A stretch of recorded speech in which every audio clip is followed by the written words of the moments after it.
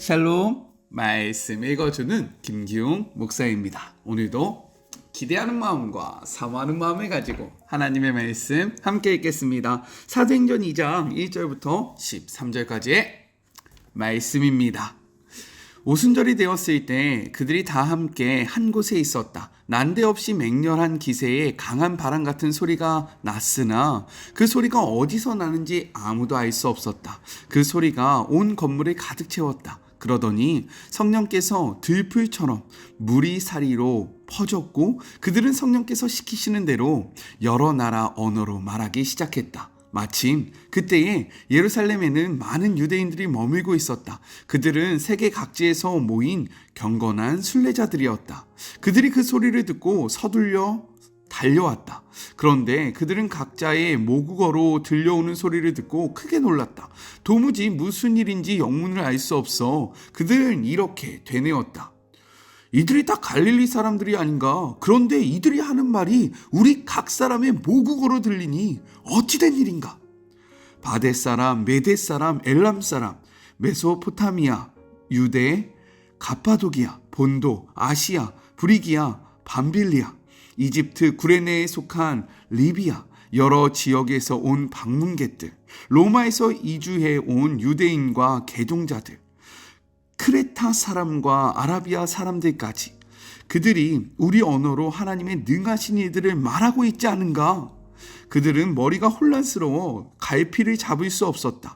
당황해서 도대체 이게 무슨 일이지? 하는 말을 서로 주고받았다. 그런가 하면 이 사람들이 싸구려 술에 취했다. 그 놀리는 사람들도 있었다. 이것은 하나님의 말씀입니다. 오늘 말씀은 내용상 두 부분으로 나눠서 생각해 볼 수 있습니다. 먼저 첫 번째 1절부터 4절 오순절 성령 강림에 대해서 이야기를 하고 있어요. 1절의 말씀을 같이 한번 볼까요? 오순절 날이 이름에 그들이 다 같이 한 곳에 모였더니 라고 기록되어 있습니다. 오순절은요 신약에서 세 차례 언급되는 구약의 절기로서 6월절 바로 다음 안식일로부터 7번째 안식일 곧 6월절로부터 50일째 되는 때를 이야기합니다. 또한 예수님이 부활하신 날로부터 49일째 되는 날이기도 해요.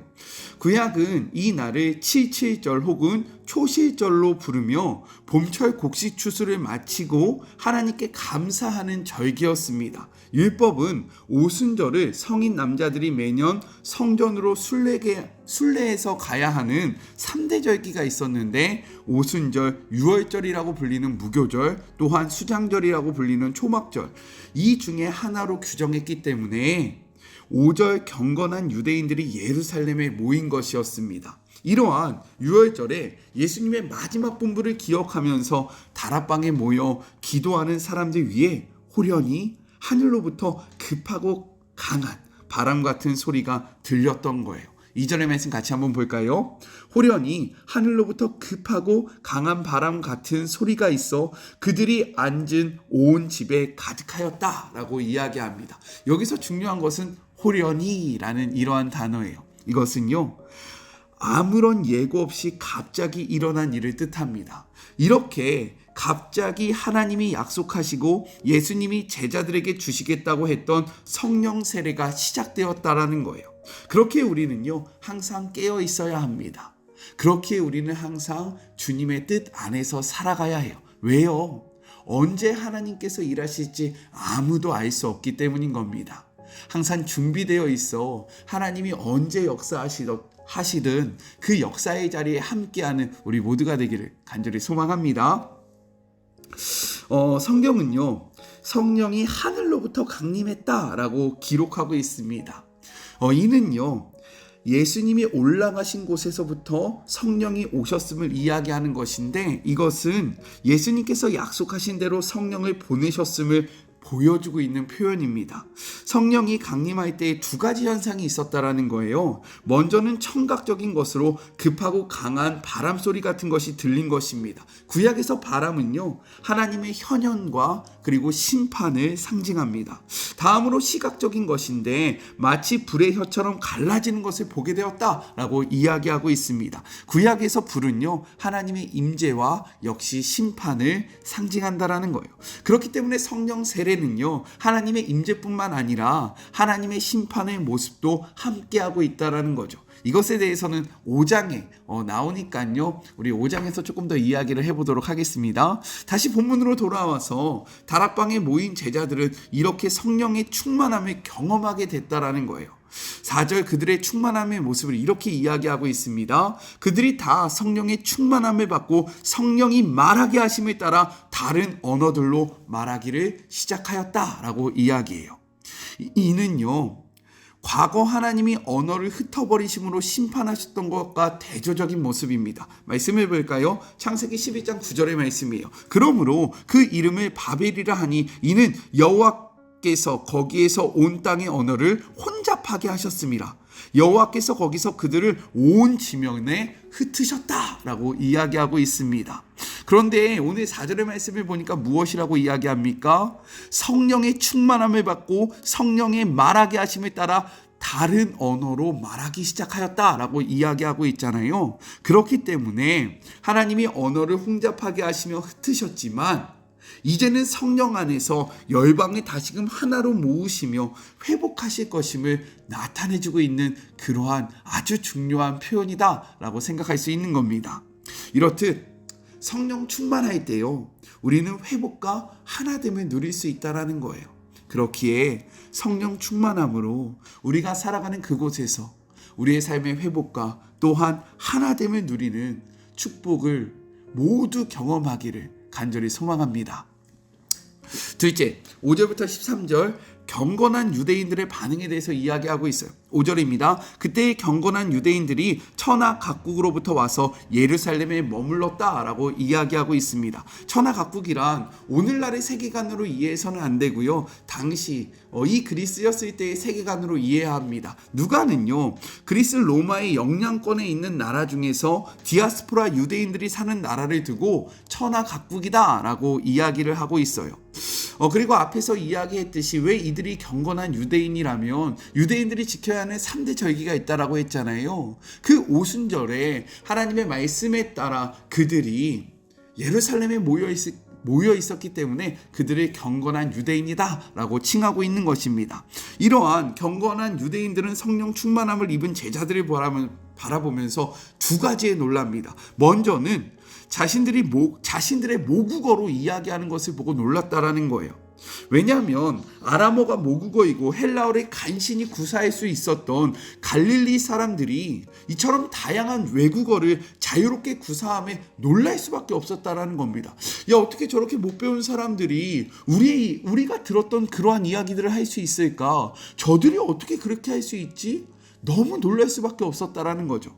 다음으로는 그들이 전하는 내용에 놀랐다라는 겁니다. 12절 후반부는 이렇게 기록되어 있어요. 우리가 다 우리의 각 언어로 하나님의 큰 일을 말함을 듣는도다 라고 이야기합니다. 무엇이라고 이야기합니까? 하나님의 큰 일을 말함을 들었다라고 이야기하고 있어요. 이는요, 문자적으로 하나님의 위대한 일들을 나타내는데, 즉 하나님께서 예수로 행하신 구원을 위한 위대한 이들, 복음에 대해서 그들이 선포하는 것을 들었기에 놀랐다라고 기록을 하고 있는 거예요.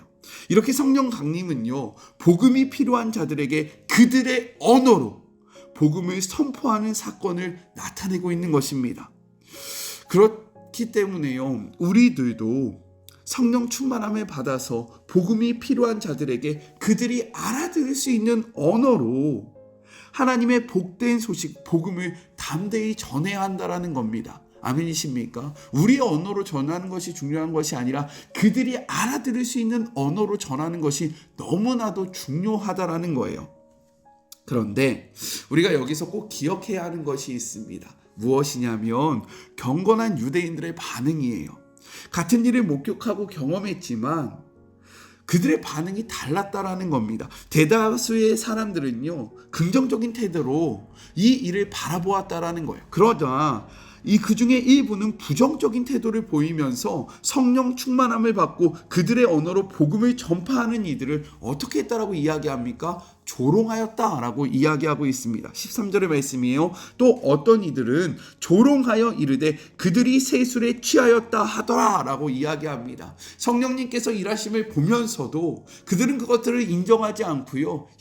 쟤네 뭐하냐? 술 취했다. 야, 저기 뭐야? 부끄럽지 않냐? 이렇게 조롱하는 태도를 보여줬다라는 겁니다. 이는요, 장차 복음이 온 세상에 전파될 때 듣는 자들의 두 가지 반응을 예고하고 있는 겁니다. 어떠한 반응과 어떠한 반응입니까? 어떤 이들은요, 복음을 듣고 하나님의 큰일 앞에 항복하는 자, 정말로 그 복음을 받아들이는 자들이 있다라는 거예요. 그러니까 우리는요, 성령 충만함을 받고 복음을 전하기 위하여 나가야 하는 것입니다. 그런데 반면에 누군가는 이 일을 업신여기며 조롱할 거라는 거예요. 이는요, 성경이 예언하고 있는 모습입니다. 그렇기 때문에 그러한 모습 앞에 우리의 마음이 낙담할 필요가 없다라는 거죠. 좌절할 필요가 없다라는 겁니다. 위축될 필요가 없다라는 거예요. 왜요? 성경이 예언하고 있는, 성경이 기록하고 있는 모습입니다. 내가 무엇인가 잘못해서, 내가 무엇인가 모자라서 그러한 일들이 벌어지는 것이 아니라 그들의 완악함으로 인하여 이 일이 벌어지는 거니까요. 우리는 그들의 모습 앞에 좌절할 필요가 없는 겁니다. 낙담할 필요가 없는 겁니다. 그리고 또 복음을 받아들이는 모습 앞에 교만할 필요도 없다라는 거예요. 그냥 성령 충만함으로 때를 얻든지 못 얻든지 그들이 알아들을 수 있는 언어로 하나님의 말씀을 담대히만 선포하면 된다라는 겁니다. 이를 기억함으로 우리 교만하거나 낙심하지 말고요. 있는 자리에서, 그리고 우리가 할 수 있는 그러한 능력 안에서 성령의 충만함을 입어 때를 얻든지 못 얻든지 복음 전파를 위하여 힘있게 살아가는 주의 모든 자녀들이 되었으면 너무나도 좋겠습니다. 우리 같이 기도할까요? 하나님 감사합니다. 사도행전을 통해서 깨닫게 하여 주심에 감사합니다. 오늘의 이 말씀이 참 위로가 되고 소망이 됩니다. 우리가 복음을 전할 때 듣는 자들은 두 가지의 모습을 취할 것입니다. 어떤 이들은 환영할 것이고 어떤 이들은 조롱할 것입니다.